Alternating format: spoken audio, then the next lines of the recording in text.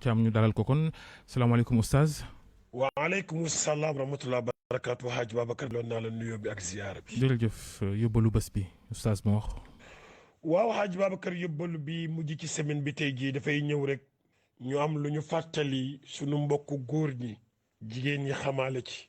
mooy léeg-léeg nga gis borom kër bu nga xam ne mook soxnaam rek ñooy nekk seen biir kër. julli jot borom kër bi jiite soxna si topp ci ginnaawam.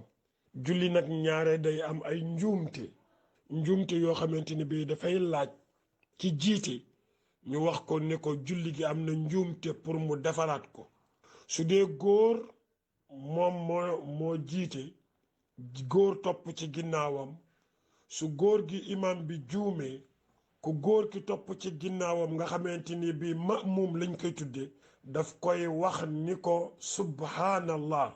wante bu fekkee góor moo jiite jabaram nekk ci ginnaawam jëkkër ji di imam bi juum jabar ji war na ko alerter ni ko juum nga.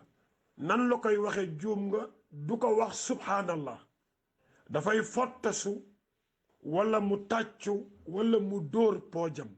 loolu mooy différence bi. loolu lu mat a xàmmee la ci biir kër yi moo tax boo amee sa soxna ngay jiite danga koy wax ni ko su ma juumee doo wax subhanallah mais su ma juumee nii ngay def Hadj Babacar. am na solo oustaz Mor.